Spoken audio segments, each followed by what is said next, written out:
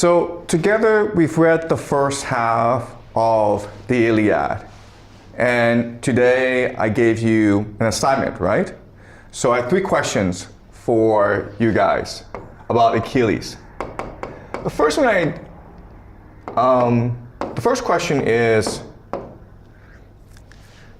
imagine yourself as Achilles. How are you similar? What experience in your life is very similar to that of Achilles? And you said that Achilles is almost a mirror to you, where you love playing soccer, but one day you felt humiliated, so you stopped playing soccer, and that tore at your heart. Okay, and your phrase was pride and vulnerability. And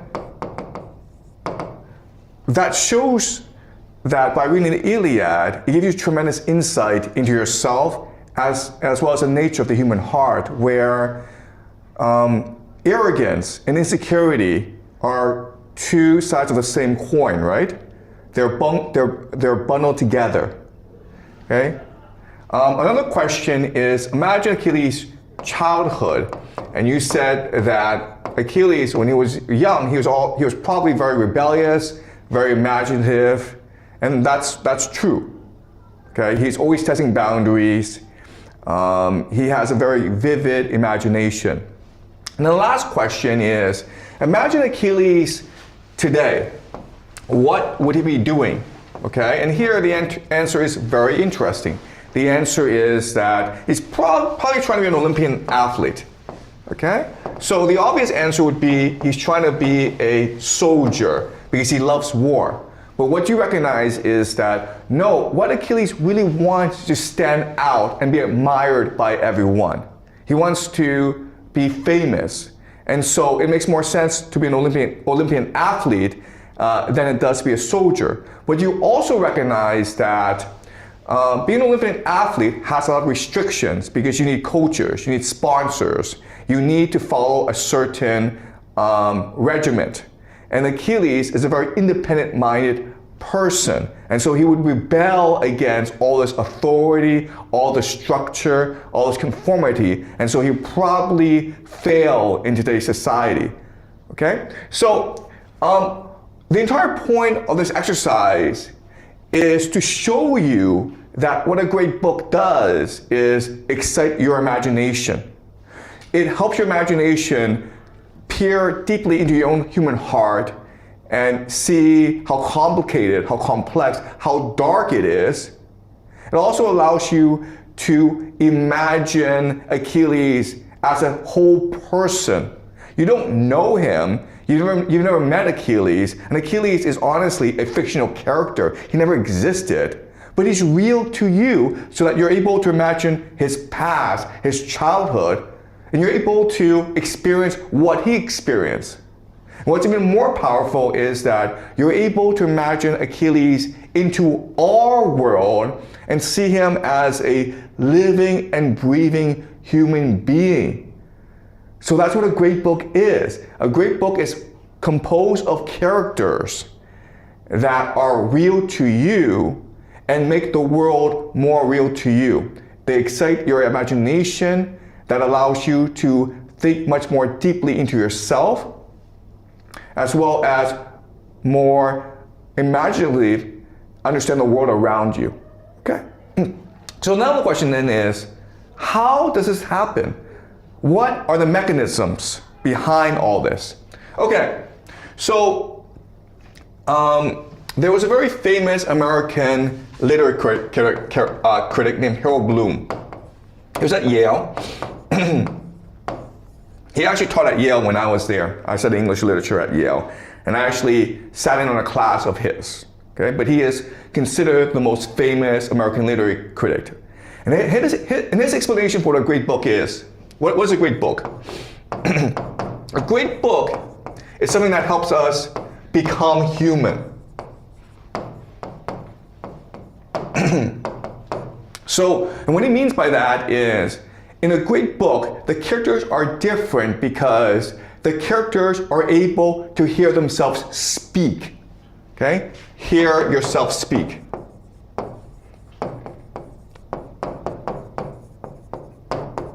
Okay? Those are his words. What does it mean to hear yourself speak? It means that as I'm speaking to you, there's also a part of me that steps back and analyzes what I say. Okay? It has to make sense to me, it has to make sense to you. And we call this consciousness.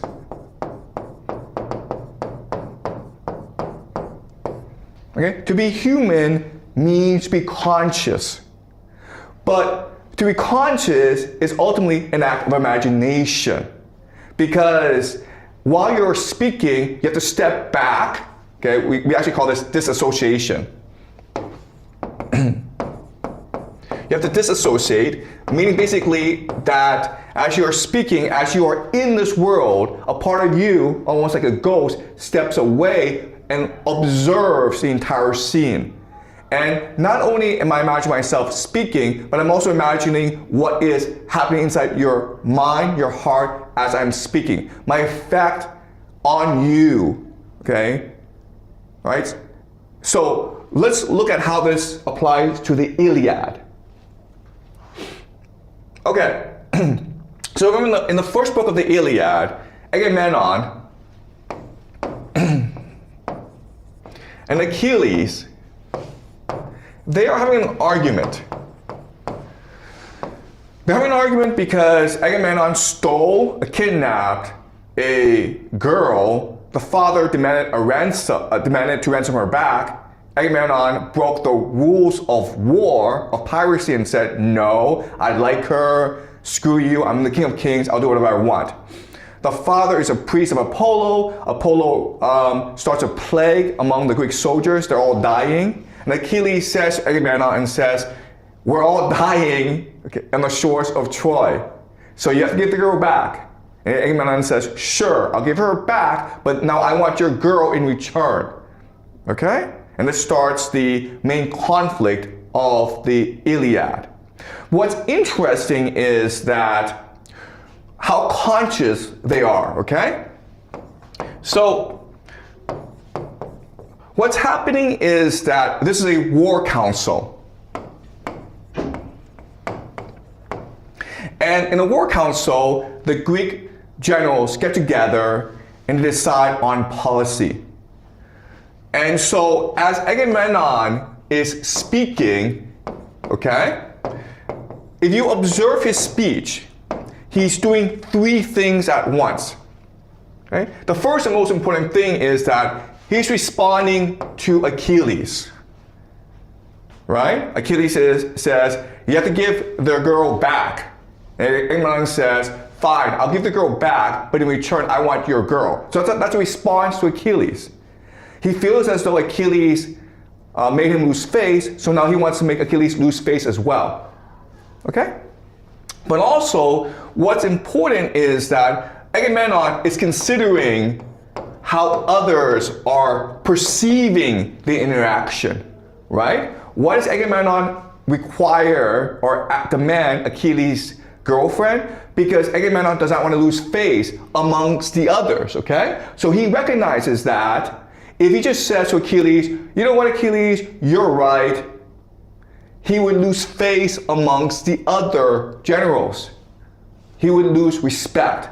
And in this world, if no one respects you, you could get killed, okay? These people are gangsters. So he recognizes that in order to save face, I must now demand something from Achilles to show that I am his superior. Okay, he's so conscious of that as well. But also, at the same time, he's going to step back, okay? And he's going to be conscious of his own words to make sure that his words together make sense. That for him, it is coherent, okay? And so what he says to Achilles is, why am I doing this? Because I love my girlfriend. Okay? You stole from me who I love. And therefore, I must enact a vengeance on you. Okay? So you see how coherent all this. He is saying to Achilles to ensure that you understand that I'm your superior, I'm going to take what you most prize. And then he's thinking about the reaction of the war council to make sure that they understand that he's still the top boss. But he's also, in his head, ensuring that what he says is coherent in itself, okay? That what he's doing has a rationale. And the rationale is because I loved her. Because you're stealing from me my greatest love. I love her more than my own wife, Clytemnestra, okay? So you can see how coherent all this. And this is amazing if you think about it, right? And this is what makes Agamemnon a real character to us, all right? But the other thing is that Achilles behaves the same way, okay? He is alive in the scene. He is listening to Agamemnon, and his response is this: why are you stealing from me what is rightfully mine? Agamemnon, I came to Troy not because I hate the Trojans. I have nothing against the Trojans. I came to Troy because you ordered me to come to Troy. And so I'm risking my life for you. You gain most of the treasure. You gain most of the profit from this war. I take a little bit, and now you're stealing that little bit from me as well, okay? So why is Achilles saying this? Achilles is saying this as response to Agamemnon, but he's also saying this in order to win sympathy from the others as well, right? And he's also doing this because he's conscious of who he is, okay? They're trying, it's a battle of worldviews, okay? Worldview. What they're really trying to do is, through their speeches, they're trying to control reality. Okay? Through their speeches, they're trying to impose the reality on others. And that's why this is such an emotional, violent scene between the two. Okay?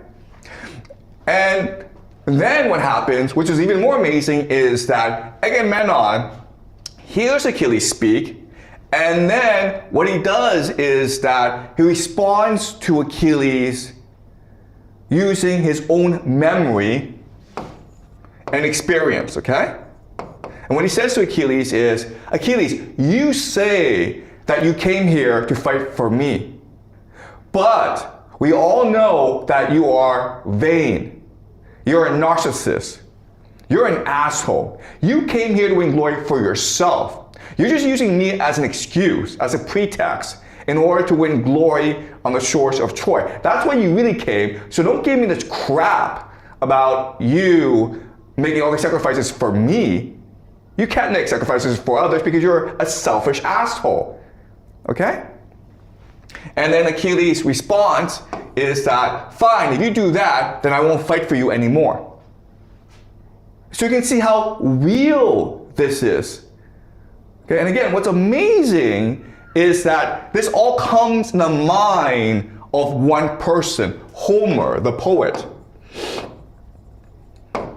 Okay, so imagine this where, as I'm speaking to you, I'm able to mentally lift off and observe the entire class, where not only am I hearing myself speak, okay, and I'm measuring and observing the effect of my words, but I'm also able to go into your mind one by one and think about how my words are changing your reality, how they're impacting your emotions, how they're impacting your memory, and think about their impact on you and how they will guide your behavior and actions tomorrow, 10 years from now, okay?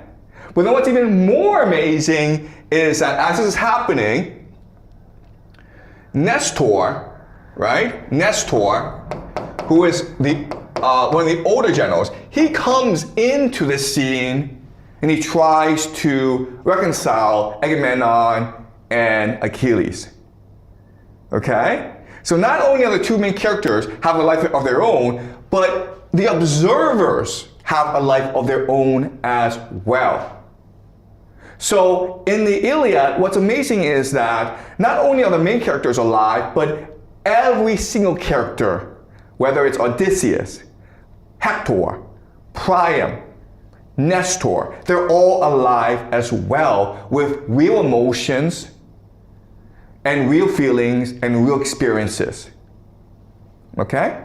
And the reason why, and we know this, is that if this is true, then we're able to look back at how this came into being in the past. And we're also able to make predictions about the future. And all this is coherent. Okay?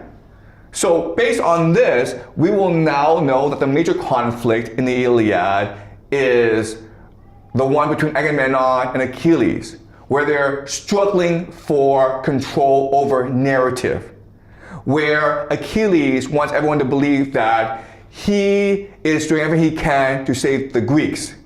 He's a hero. And Agamemnon is trying to get everyone to believe that Achilles is just a selfish asshole. Okay? And that's what leads them to behave the way they do, including suicidal behavior. Because remember, as you read, Hector and the Trojans are coming to burn down the ships of the Greeks, okay? They do that, every single Greek will be killed by the Trojans. And even at this point in time, both Agamemnon and Achilles refuses to give up their narrative, okay? They insist they're right. So that when Odysseus comes to Achilles and begs Achilles, please come back and join us, we'll give you all the money in the world. Agamemnon has promised his daughter to you. We'll give you all of Troy after we conquer Troy. And Achilles says, no.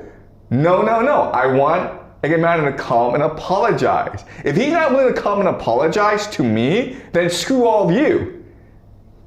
Okay?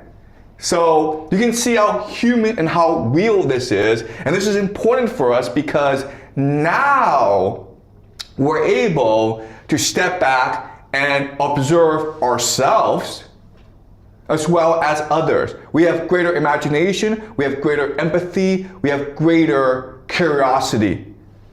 Okay? And that's the power of a great book. And this is how the Iliad created the greatest civilization on earth in history, the Greek civilization.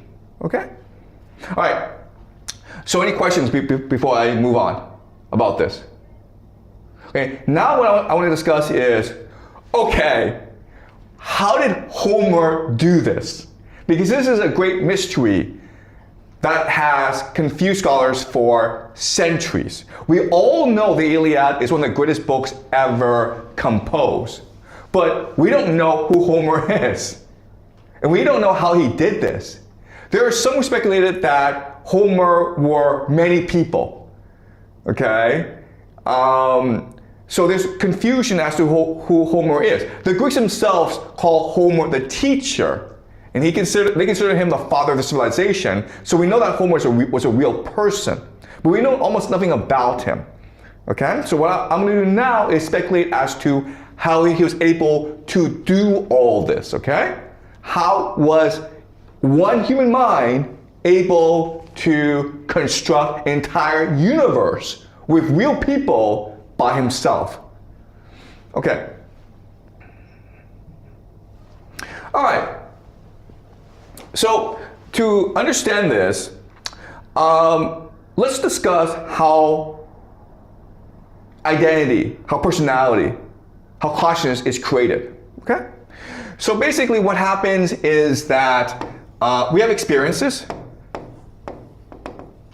Okay. And these experiences become short-term memory. And then what happens is that our brains will filter these memories into emotions. Okay? That basically you will index your experiences according to their emotional strength or value. Okay, so happy, sad, angry, whatever, okay? All right, so in other words, something really important for you to understand is that your memories are your emotions. Memories that create emotions in you will come into you and help create your identity. But memories that have no emotions, you will never remember. You'll just throw it out, okay? And then together, these memories will create your identity. Okay? And different combinations of these memories will create different identities. And the reason why is that different memories are indexed to different locations. Okay? So your identity in a school will be different from your identity at home or your identity when you go to America. Okay? Because you need different identities to navigate the different landscapes. Okay, does that make sense? And together, this will create your worldview. Your worldview is just your identity, who you are, how you perceive the world, how you perceive yourself. And this helps you make decisions. This helps you navigate social relationships. And this determines how you behave, okay? Does this make sense, right? Okay.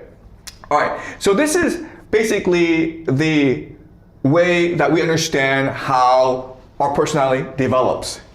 But there are certain problems with this understanding. Okay? The first major problem with this is the sorting mechanism. Okay? Basically, why do we respond to different experiences with different emotions? It doesn't make sense. So you can have the same experience, but you respond. But you can respond with different emotions. Okay, so you might get a 50 on a test. Some of you will be really sad, but some of you will be like really happy. Like, well, I thought I was going to get 10%. Now I got 50%. Okay, all right. Some people are like glass half empty. Some people are like glass half full. So that determines how we perceive the world. But the question then is, where does this personality come from? Okay? Why are some people optimistic? Why are some people pessimistic? And people are born like that. Now, people, and your response could be like, well, it's just genetic because both your parents are optimistic, so you're optimistic, both your parents are pessimistic. Okay? Now, you think about your parents and ask yourself, does your personality come from your parents? And the answer is, it doesn't, okay? The answer is that you're actually different from your parents. I have 3 kids. I know this because all 3 of my kids are different from both my wife and myself. Okay, so the question is, where does this personality come from? That's the question number 1. We don't know the answer. Question number 2, which is more problematic, is, okay, we know how this process works, but where are the memories stored inside the brain? Right? We know how this works psychologically, but the question then is, where in the brain does this happen? And the answer is, we don't know. We don't know. We know where in the brain breathing happens. We know in the brain where language acquisition happens, but we don't know in the brain where memories are formed and stored and accessed. We don't know. That's really weird, guys.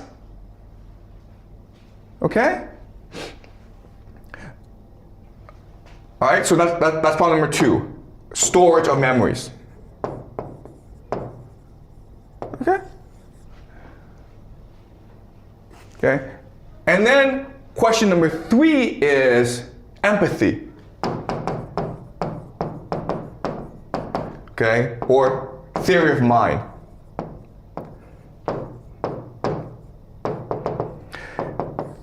This is really theory, but it doesn't really help us explain how empathy works, right? It doesn't really help us understand how we're able to perceive the emotions of others.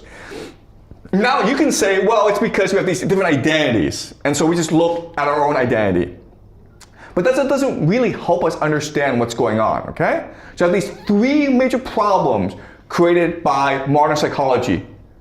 Okay, the first is, where does our personality come from? Because our personality are our filter, right? Our personality determines how we perceive the world emotionally.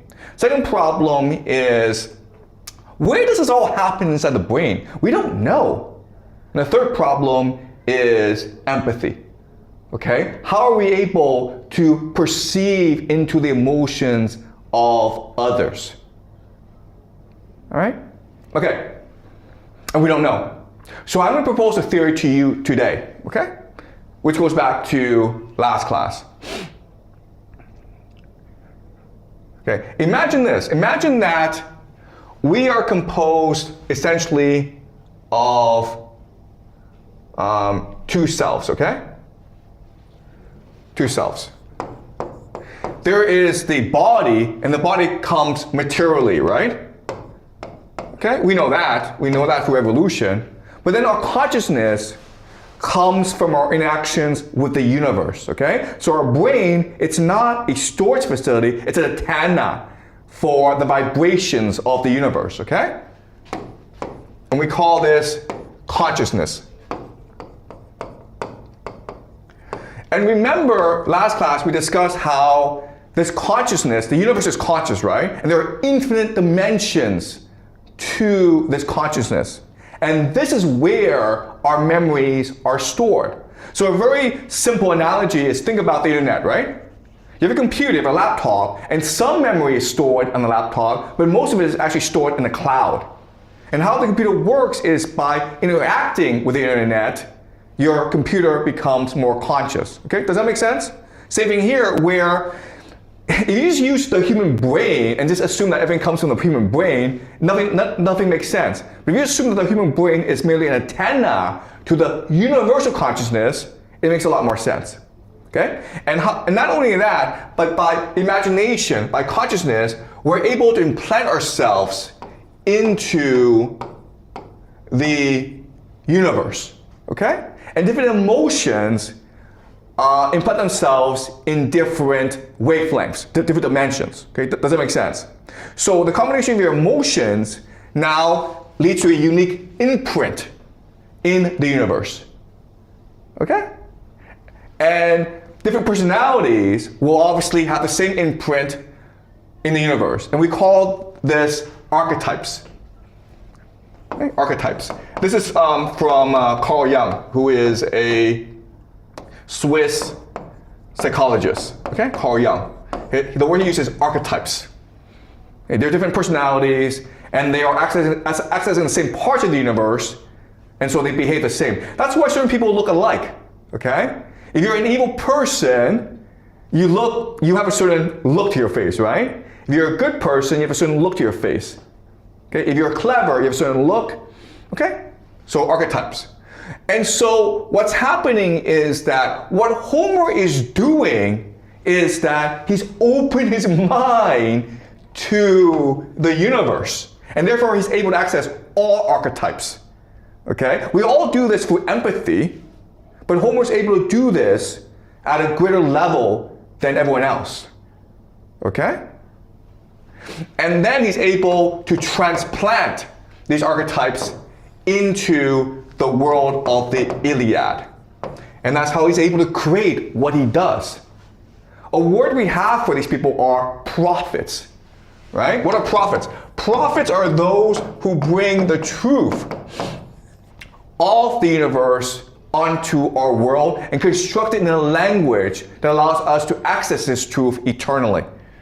Okay? So in this time in history, poets are prophets, are teachers. These are the same function, okay?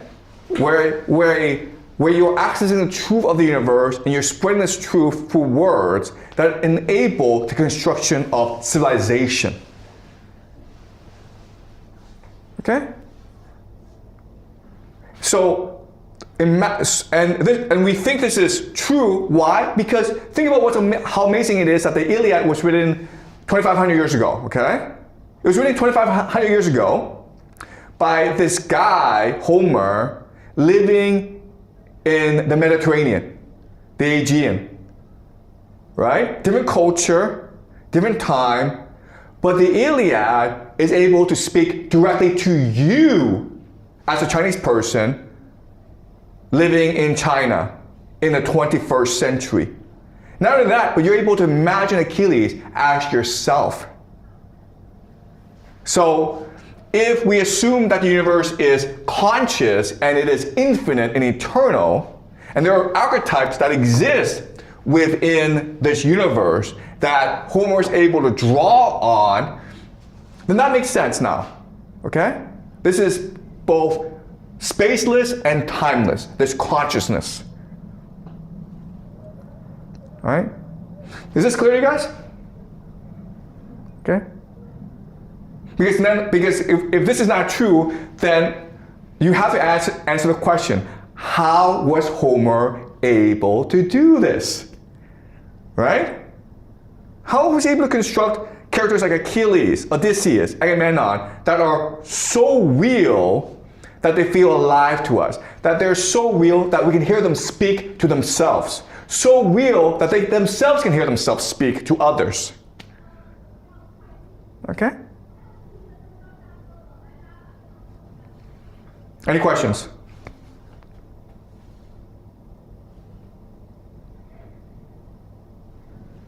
Ask a question to make sure you understand this theory, okay? This is actually a very complex theory.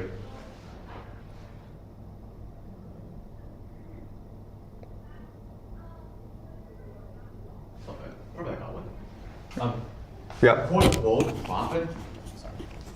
Yeah. Just speak. The quote unquote prophets. So in this theory, is actually technically not a prophet because they are not predicting future, right? Because the universe is spaceless or timeless, so that they're actually talking about the truths, right? So they're not making predictions because all of them are already written down in the universe. Okay. So the word prophet doesn't actually mean someone who predicts the future. Okay. The word prophet actually means someone who speaks the truth. Speaks truth. Okay? Because for most of human history, when you say someone's a prophet and he speaks truth, what you're really saying is that he's speaking the word of God. Right? Because what is truth? Truth is the universe, which is God. So when you speak truth, you're speaking the universe. And what is the universe? The universe is past, present, and future all together. It is beyond space and beyond time. So when you speak the truth is what has happened, what is happening now, and what will happen in the future. Okay? So the way that you test his words is see if it happens. Right? And a lot of this truth is this moral truth where if you do evil unto others, evil will come unto you. Okay, so so the story of Achilles, right? Where Achilles, he's stuck in a situation where he wants Agamemnon to apologize so that he can go fight the Trojans. Agamemnon refuses to apologize.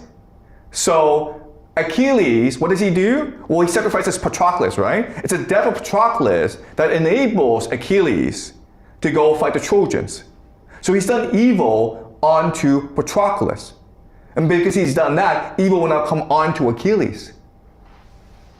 Okay? So so we think prophets means speaking the future, but it's really speaking the truth. Okay? Because truth is eternal. If you do evil unto others, then evil will have to come onto you. So it's both a prediction as well as a moral judgment. Okay? Does that make sense? And so the prophet, the poet, the teacher, again, same idea where why is the person a poet? Because how do you know it's truth? You know it's truth because it's beautiful, because it speaks to you. Okay, do you understand? So when Homer is going around, because this is an illiterate culture, right? There's no writing going on. So what he's doing is he's going to different places and he's telling the story of the Iliad. He's speaking. And as he's speaking, it's like music to the listeners. It's beautiful, it's poetry. But it's beautiful because it's also truthful, okay? Because they feel as though Achilles is a real person with real emotions. And then Achilles comes and helps them better understand themselves. Okay, so that's poet. The teacher is like, okay, how do you understand yourself? You understand yourself by understanding the Iliad. Okay, by understanding the psychology the motivations, the emotions of these individuals, you can better understand yourself. And once you do that, once you're able to hear yourself speak, once you're able to have more consciousness, then that gives birth to civilization. Okay? Because not only are you able to imagine, but you're able to imagine with other people as well. So if you look at Greek culture, whether it's Plato, whether it's Thucydides, whether it's Achilles, okay, this is the greatest thinkers, greatest intellectuals of Greek civilization. They're all derivative of Homer, okay? They're all operating within Homer's universe and working off that universe, okay? But their applications are different. So for example, Thucydides, what he does is that he writes in a very Homer way in that his characters are always giving speeches. The difference, of course, is that Thucydides is writing about real people, real events. Whereas Homer, he's just writing about people, he's not writing, he's singing about people of his imagination that are part of the Greek cultural landscape. Okay? Does that make sense? Okay? Okay?